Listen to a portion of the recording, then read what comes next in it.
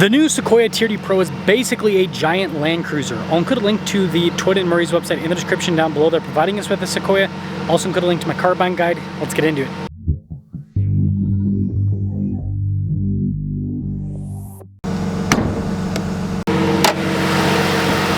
Powering this is a turbo 3.4 liter V6 as paired to a hybrid and a 10-speed. Fuel economy is 19 around town, 22 on the highway, with power outputs being 437 horsepower and then 583 pound-feet of torque. We are closing in on 500,000 subscribers. I'd really appreciate it if you'd help out with that. TRD PRO on either side of the hood. You can see the hood is raised, so it has a pretty cool appearance. You get the upgraded lights with the Sequoia TRD PRO, and then you've got marker lights as well, kind of like a Raptor, and I don't know about the blue. I'm not a fan, but let me know your thoughts. Light bar below the Toyota logo. I'm still not seeing any recovery points, but we do have fog lights there at the bottom.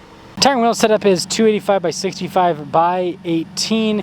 You've got the BBS forged TRD PRO wheels. Camo there on the fender flares. You've got these side steps here too. And the wheelbase on this is about 10 inches longer than a Land Cruiser, and that's why the proportions on the new Sequoia look good just like the Land Cruiser. When it comes to key fob features, we've got our lock and unlock function on the front, Toyota logo there on the bottom, and then also the opening for the hatch.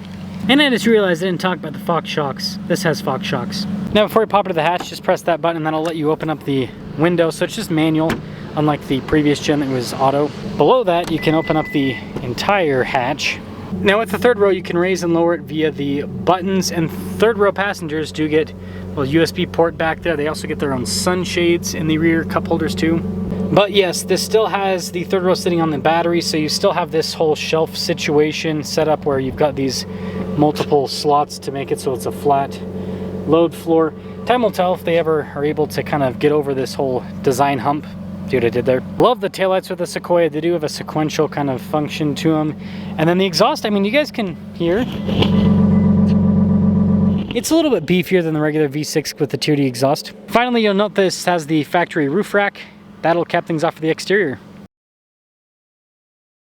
This week's giveaway is huge if you are a NASCAR fan. Dream Giveaway is working with the King Richard Petty to offer a fully custom wide-body Hellcat Charger. It produces 885 horsepower. It's got wheels, it's got an exhaust, it's got custom leather seats. It really does have everything. Not only can you win this car, but it will come with $25,000 in cash to help pay for the taxes, and your donation goes to help children's and veterans charities. Use code BHC or click the link in the description down below or in the pinned comment. This will give you 4x bonus entries with any donation, $25 or more. Let's check out the interior. Sunshades for the rear passengers. We also have some nice red stitching there below. The seats kind of have that camo design in the center. You've got nice stitching on either side too. Now the second row is the best row in terms of the back seats. Great legroom. You've got a little storage pocket. There's cup holders. There is your own climate zone. You've got a little outlet down below with some USB ports too. Now you note this driveline hump and how the floor raises. But yeah, the third row, higher load floor, so your legs get pushed up. And then you pair that with the roofline. It's not super high. Reserve the third row for kids. It's usable, but it's definitely tighter. Keyless entry for up front, and let's check it out. Blind spot monitoring with the mirrors, and then we've got more of that soft touch with the red stitching. The mirrors do power fold in. This also has memory seats built in. 1325 for the payload capacity. TRD PRO there on the seat. Again, you've got that kind of camo design. We also have our power adjustments with lumbar support on the side. You get a nicer finish on the pedals with the TRD PRO. You've got a button to turn on the TRD light bar, turn on the heated steering wheel too to the left of the steering wheel. Now the steering wheel itself perforated all around. You've got the marker there at the top, TRD at the bottom. You have practical controls like your adaptive cruise control, lane departure, controls to center stack, voice command, volume controls too. Digital cluster here in the center, and you can change the information that's displayed there off to the side. And then not only that, it'll also display the drive modes. This does have multi-terrain select too. 360 camera system with this, and you've got the cool off-road view with it. But yeah, giant screen, so you've got a giant view with that.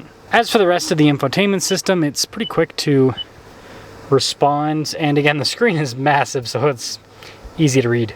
Tri-zone climate below, we've got a little volume control. Heated and ventilated seats built in with this, got a USB port off to the side. Trailer backup assistant, you've got that for the 360 camera next to it, stability control, rear locking differential, parking brake with your auto hold. Shifter here for the 10-speed. Behind that we've got a drive line select, part-time four-wheel drive system, and then next to that's the dial for the drive mode, the tow haul mode, the crawl control, and multi-terrain select. You just click in and then the dial turns to adjust that. Center console design, I actually kind of like this. You have the little cubby on top, and then you open this up and you got more storage inside, and you can even access it via the little window there without having to open up the whole console.